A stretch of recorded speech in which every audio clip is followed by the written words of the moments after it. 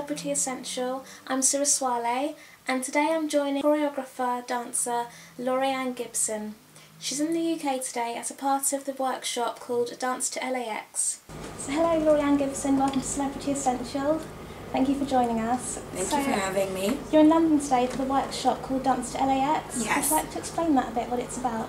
Dance to LAX is, for me and my other comrades, is, about educating London dancers, and there's so much amazing talent here, and the soulfulness of the dancers here are just incredible. So to be able to come here and connect is what this is about.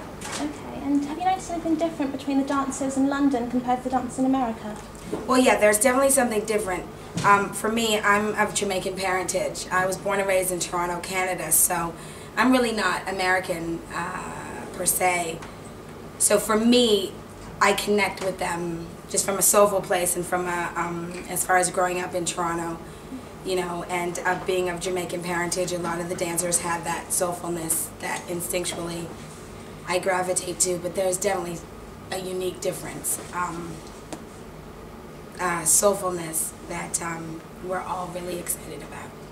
And would you say you enjoy choreographing, dancing to established artists more than the general public, or was there something you prefer more? I think that I enjoy doing it all, that I am incredibly grateful to do what I love to do and to operate in my gift. And for me, whether it's an unsigned artist or a signed artist, I don't have a difference. Every opportunity is the one. So it's all great, all of it. And you're a very busy person because you've got reality shows and so many artists that you're working with. So what was it about this Dance to LAX that made you want to be a part of it? I think that working with Gil and Brian, they're the best of the best, and I think that what we do, we have a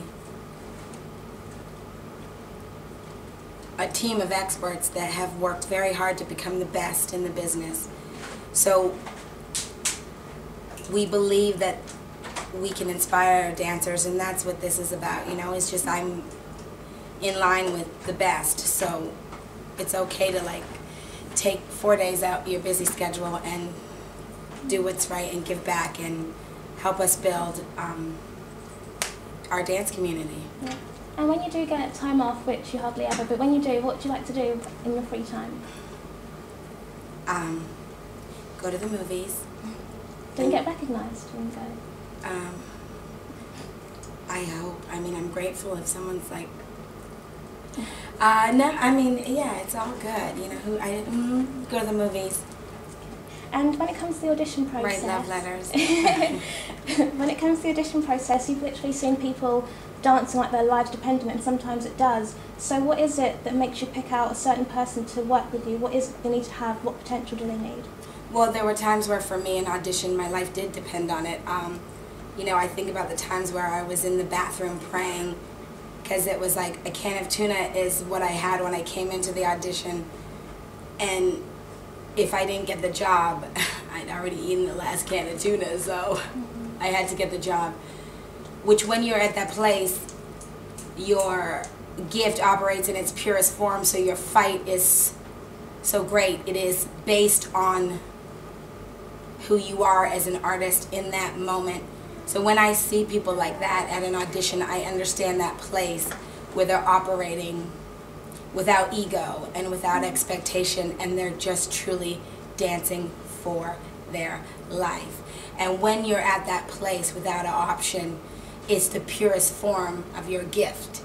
It's like people still try to understand when Whitney sang, how did it affect the change in the atmosphere? As dancers, when we operate at that place where the movement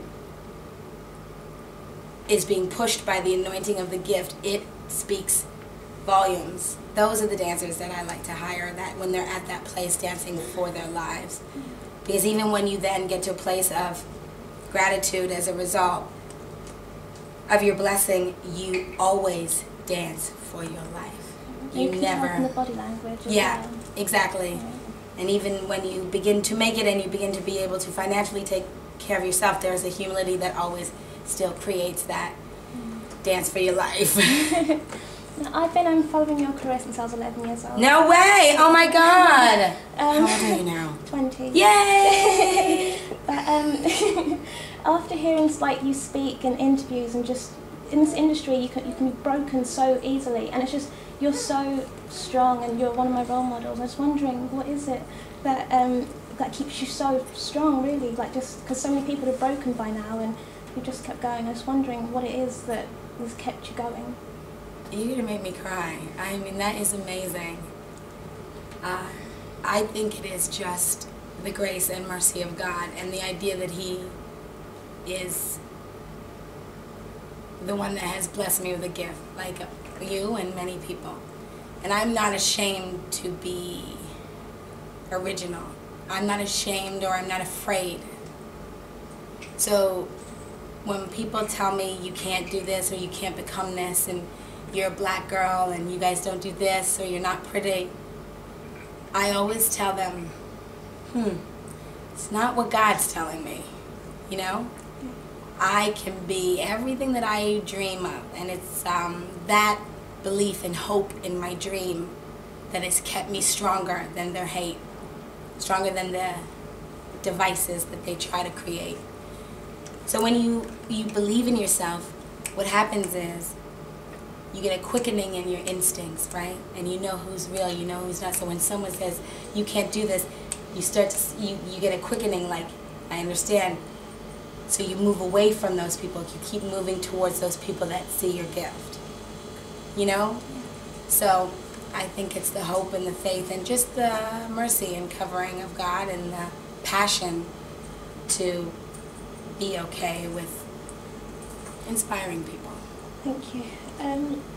Now, what are you most looking forward to with the rest of your career, really? Like, where do you see yourself in 10 years' time?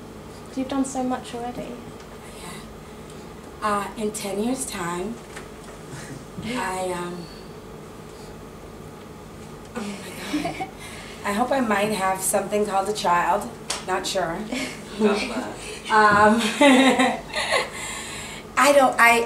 In 10 years' time, I want to just have known that I have inspired like the most lethal, gifted artist in the world today, the artist that cannot be stopped or changed. You know, I think about in my house when my father would put on a Bob Marley record and then he would talk to me about it, and I would say, how could Bob say, free yourself from mental slavery, none but ourselves can free our minds, have no fear for atomic energy, cause none of them can stop the time. How long shall we kill our prophets while we stand aside and look? Some say it's just a part of it, but we've got to fulfill the book. Won't you help me sing these songs of freedom? And that's me. Liberation is my fight. Liberation, like, geez, I just want some of these artists to help these kids free themselves. The liberation in believing in yourself, the liberation in freeing someone's gift means more to me than whether they like me or hate me. That's 10 years from now.